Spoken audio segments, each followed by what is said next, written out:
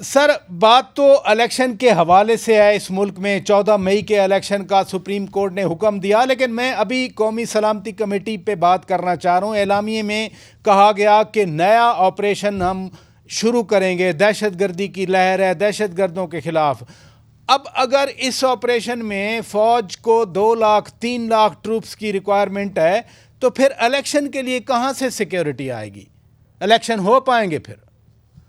राजा साहब, ये तो पहले ही अफवाज पाकिस्तान कह चुकी है और यकीनन सिक्योरिटी प्राइमरी ड्यूटी है। और वो पहले इलेक्शन ड्यूटी के से जो माजरत की थी कि हम फुल फ्लैश ड्यूटी नहीं कर सकते, उसकी बुनियादी वजह उन्होंने ये बयान की थी कि हम इस वक्त सेंसस की ड्यूटी यानी मरदमशुमारी की ड्यूटी में लगे हुए हैं, apart from our regular duty.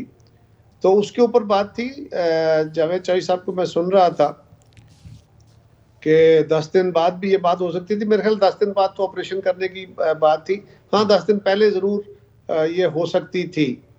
मैं अभी भी इसके ऊपर ये सियासी मीटिंग थी नहीं कि इसके अंदर सियासी बातें की जाती, और फौज का किसी मीटिंग के अंदर बैठ के कोई एलामिया तो जारी नहीं करेंगे, ऐलान करेंगे। हाँ, अगर ये जो जिस सिग्नल का चौधरी साहब फरमा रहे हैं, तो ये सिग्नल देना हो तो 2 अफराद की meeting with the prime minister काफ़ी होती है। वो आर्मी चीफ और ISI चीफ की, खैर वो मीटिंग भी हुई, लेकिन वो इसी मीटिंग का फॉलो अप थी। लेकिन जो ताल्लुक है कि मुज़ाकरात का रास्ता खुलना चाहिए, वहाँ कोई ऐसी गुफ्तगू नहीं थी जो मेरी इत्ला है। मैं क्योंकि उस मीटिंग का हिस्सा नहीं था, जी जी। लेकिन जो मुझे बताया गया है। और ये जो कल हमारा कोर कमेटी की मीटिंग के बाद एलामिया जारी हुआ, ये हमारी जमात का कोई आज का या किसी तरफ से दिया गया एजेंडा नहीं है। हमारे साथियों का रवैया चर साहब, मैं मुज़ाकरात पे मैं आता हूँ। मैंने बाकायदा सेगमेंट रखा है। पहले ये जो जिस कॉन्टेक्स्ट में मैंने बात की, अगर ट्रूप्स स्पेयर नहीं है तो फिर 14 मई को इलेक्शन हो जाएंगे। शेड्यूल तो दे दिया इलेक्शन कमीशन ऑफ पाकिस्तान ने पंजाब सूबाई असेंबली के इलेक्शन का। देखिए, मैं इसके बारे में कुछ कहने से कासर हूँ कि इन हालात में इलेक्शन हो पाएंगे कि नहीं। मैं तो ये चाहता हूँ कि इलेक्शन अपने वक्त पे हो।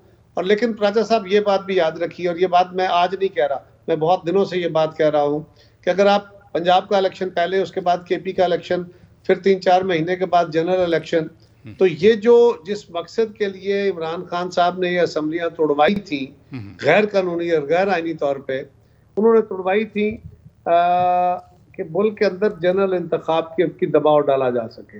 अगर ये इंतखाब होते हैं और उसमें इमरान खान जीतते हैं, तो वो अगले दिन फिर वो लड़ाई शुरू कर देंगे और मरकज़ के साथ एक मुतसादम कैफियत होगी। और उससे जो स्टेबिलिटी का हम ख्वाब देख रहे हैं कि इससे सियासी तनाव कम होगा या सियासी माहौल बेहतर होगा और उससे इकानमी के हालात भी बेहतर होंगे, स्टेबिलिटी आ जाएगी, उससे ज़्यादा तनाव के हालात पैदा होंगे, जो मुझे खदशा है।